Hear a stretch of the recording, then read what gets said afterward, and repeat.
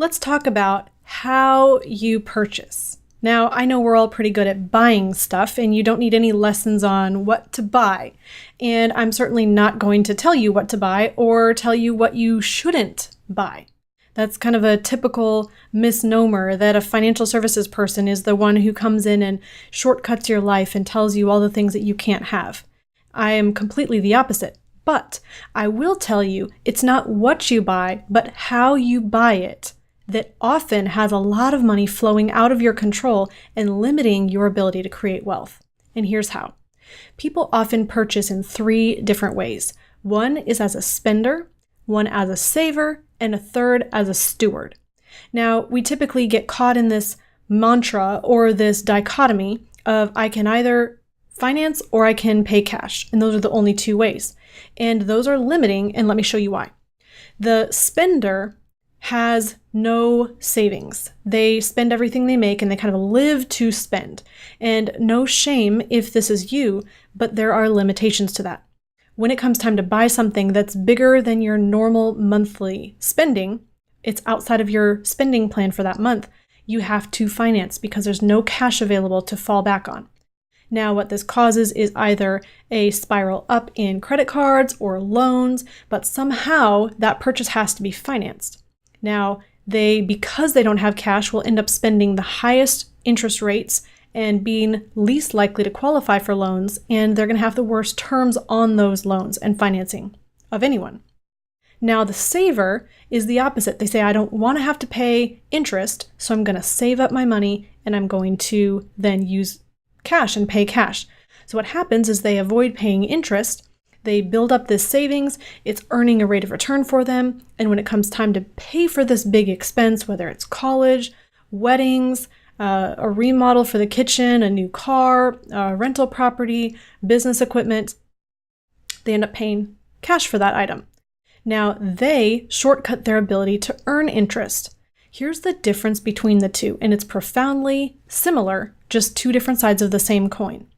The spender, if this is their zero net worth line, the spender doesn't ever build positive assets. So what they're doing is they're spending everything they make and they're staying flat at 0 in terms of what wealth they're creating.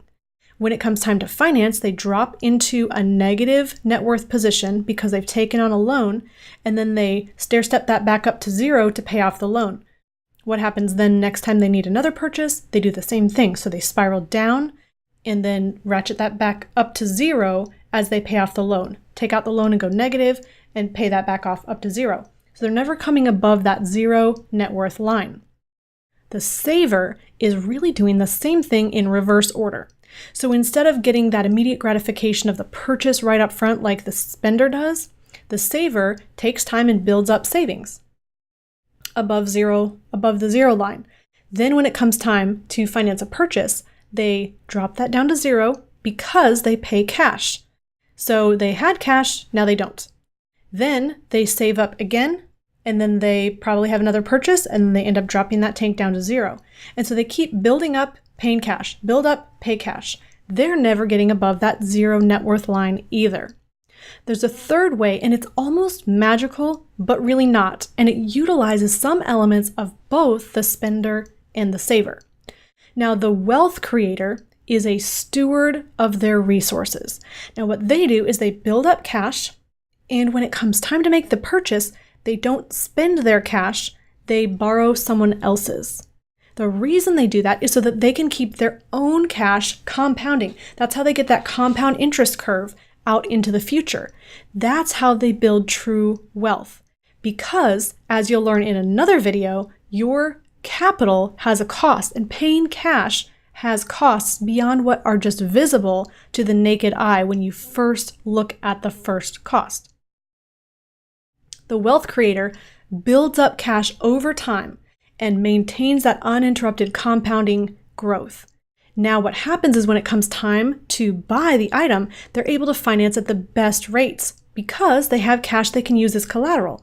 They're going to get the best rates of return and the best terms on those loans because the bank says, you're really low risk to me because I know you're going to have the cash to pay it back. In fact, you could pay it off right now if you wanted to. So the number one most powerful way to finance is to build up your cash, and then finance by borrowing against that capital, not using up your cash. So back to the beginning about how to buy stuff, it's really not what you buy, it's how you buy it that causes you to either increase and accelerate your future wealth potential or shrink your future wealth potential. Make sure that you're not just stair-stepping up and coming back down to zero, stair-stepping up and coming back down to zero.